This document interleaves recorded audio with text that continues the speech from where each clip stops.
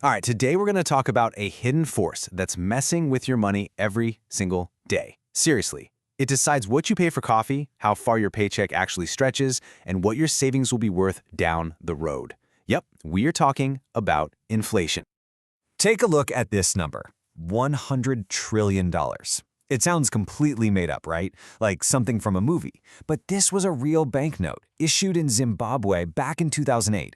So the big question is, with all those zeros, what could you actually buy with it? The answer is pretty much nothing. See, that banknote is like a postcard from a financial nightmare. It's a peek into what happens during hyperinflation.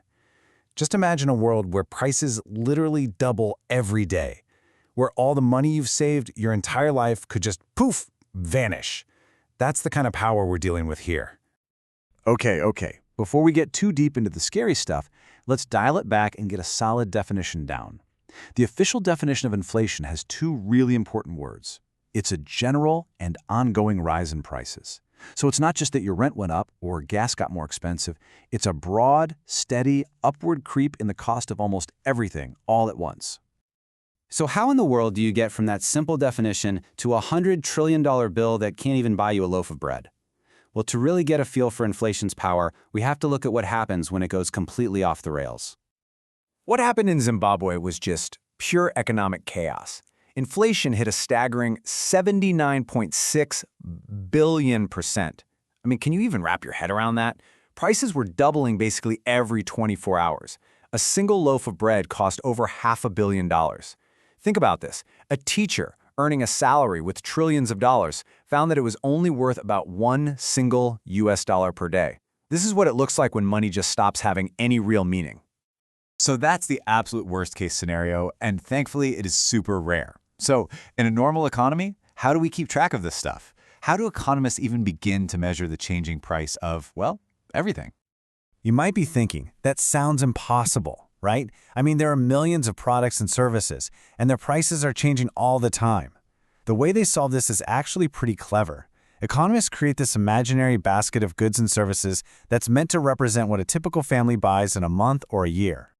So let's make this super simple. Imagine a college student's basket is just 20 hamburgers and 5 movies a month.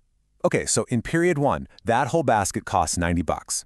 A little while later, in period 2, the exact same items, still 20 burgers and 5 movies, now cost $96.50.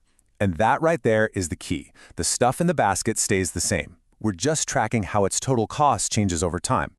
So really, the whole process just boils down to these 3 steps. You figure out what's in the basket, you track what it costs to buy that basket over time, and then you just calculate the percentage change. That percentage, that is the inflation rate.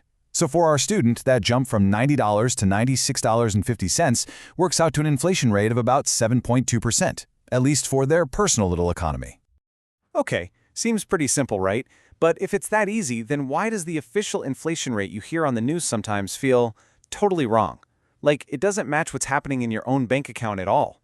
Well, it's because this basket method isn't perfect. It's kind of a biased yardstick. There are 2 big biases you gotta know about. The first one is called substitution bias. The official basket assumes you keep buying the same amount of steak even if the price goes through the roof. But what do you do in real life? You switch. You buy more chicken. The basket doesn't really see you making that smart substitution. Then there's the quality and new goods bias. Your phone today is basically a supercomputer compared to a phone from 10 years ago, but the basket is really slow to account for that massive jump in quality. And it doesn't immediately add brand new inventions that make our lives better either. So what's the bottom line here? It's that because of these biases, the main tool we use, the Consumer Price Index, or CPI, actually tends to overstate the true increase in our cost of living, just a little bit. It's an imperfect tool, and that little bit of imperfection is why the official number can feel so out of sync with your own life. Now let's move past the technical stuff, because what really matters is how this all affects our actual financial lives. You see, inflation doesn't treat everybody the same. Not at all. It actually creates very clear winners and losers. This quote just hits the nail on the head. You know, in some fantasy world, every single price and every single salary would go up by the exact same amount at the exact same time, and nothing would really change. But here on planet Earth, things are messy. The price of everything you buy might skyrocket, while your paycheck doesn't budge, and that gap, that's where inflation really hurts. So who gets hit the hardest? Well, first, anyone just holding on to cash, the purchasing power of that money is literally melting away. Retirees who are on a fixed pension, their income buys a little less every single month. Lenders like a bank that gave out a mortgage at a fixed rate, they get paid back with dollars that are worth way less than the ones they lent out. And of course, any worker whose pay raises aren't keeping up with the rising cost of, well, everything. You know, the minimum wage is a perfect and honestly a pretty stark example of this. The nominal wage, that's the actual number on the paycheck, has gone up a lot since 1968. But when you adjust for inflation to see its real buying power, it's actually gone down. The dollar amount got bigger, but it buys you less stuff. But, and this might surprise you, inflation isn't a villain for everybody. There are winners. The biggest one? Anyone with a big fixed-rate loan, like a home mortgage. Think about it. You get to pay back your old debt with new money that's worth less than when you first borrowed it. It's a massive win for you, and a pretty big loss for your bank. So, because inflation is this messy force that creates these kinds of arbitrary winners and losers, our economy has had to evolve. We've built in some ways to try and soften the blow. So how do we actually live with prices that are always on the rise? The main tool we've come up with is something called indexing. It's a pretty simple idea, really.